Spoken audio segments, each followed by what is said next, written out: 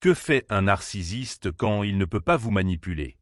Avez-vous déjà eu l'impression d'être piégé dans une toile invisible, où chacun de vos mouvements semblait être contrôlé par quelqu'un?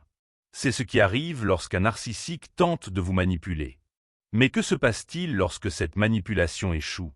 Que se passe-t-il lorsque vous échappez enfin à leur contrôle? Préparez-vous, car le comportement d'un narcissique frustré peut être encore plus toxique que vous ne le pensez. Lorsque le narcissique se rend compte qu'il ne peut plus vous manipuler, la première chose qu'il fait est d'activer le mode attaque ou fuite.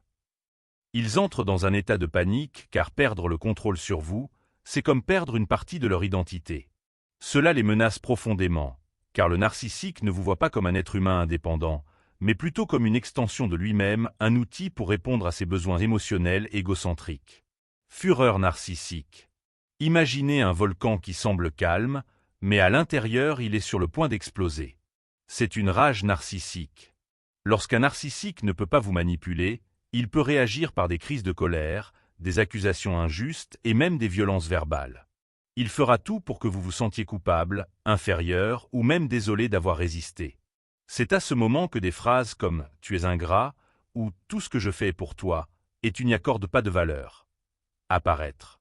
C'est une attaque directe contre votre estime de soi, car le narcissique veut reprendre le contrôle en bousculant vos émotions. Plus vous réagissez, plus il a l'impression qu'il a encore du pouvoir sur vous. Le jeu de la victime. Si la colère ne fonctionne pas, le narcissique change de stratégie.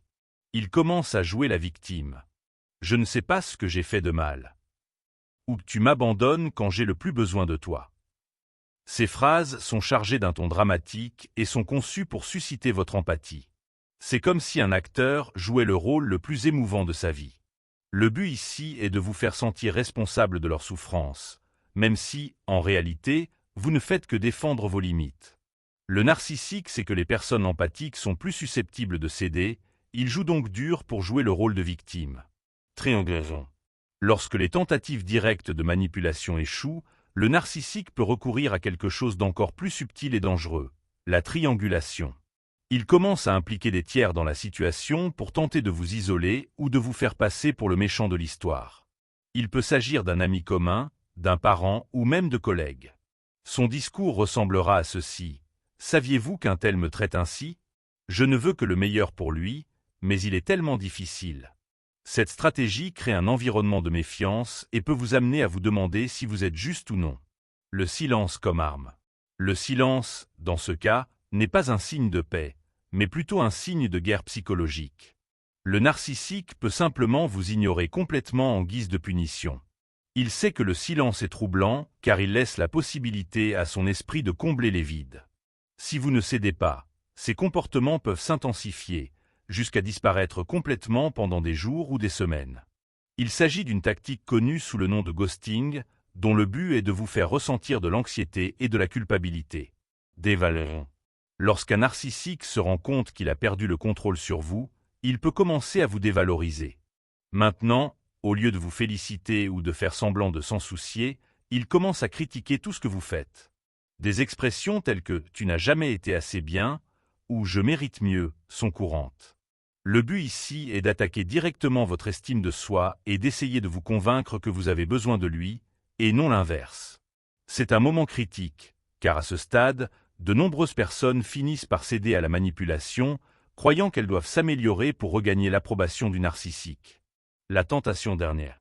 Si rien de tout cela ne fonctionne, le narcissique peut lancer une dernière attaque, le cycle d'idéalisation. Il redeviendra charmant, attentif, aimant exactement comme il était au début de la relation. Vous commencez à vous demander si vous avez peut-être réagi de manière excessive, s'il a vraiment changé ou si vous devriez lui donner une chance supplémentaire.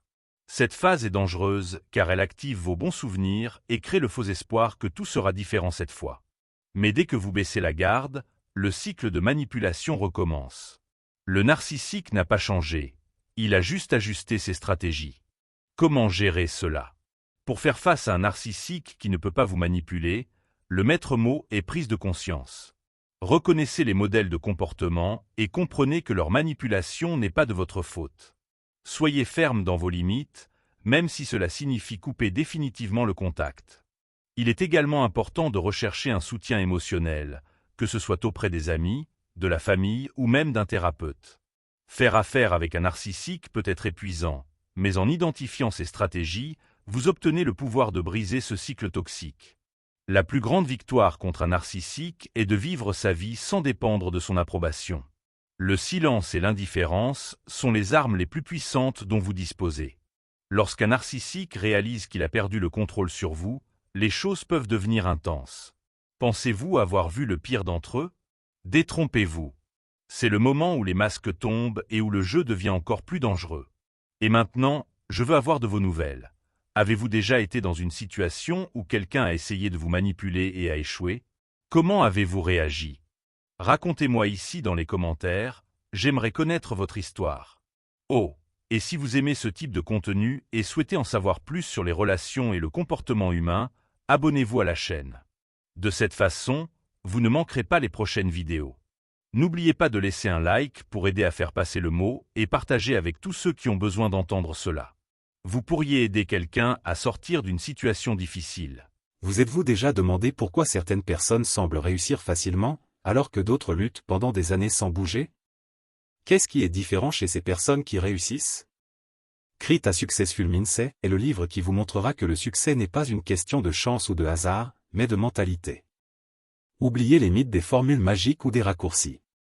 Vous apprendrez ici à développer la façon de penser que les grands leaders, les entrepreneurs et les performants ont en commun. Imaginez vous réveiller chaque jour avec la clarté de ce que vous voulez réaliser, et plus encore, avec la certitude que vous y parviendrez. Le chemin vers le succès commence par la façon dont vous pensez et agissez, et créer un état d'esprit réussi est votre carte. Si vous êtes prêt à transformer votre esprit et votre vie, cliquez sur le lien ci-dessous et sécurisez votre copie de « Créer un état d'esprit réussi » dès maintenant. N'attendez plus, le succès commence avec vous.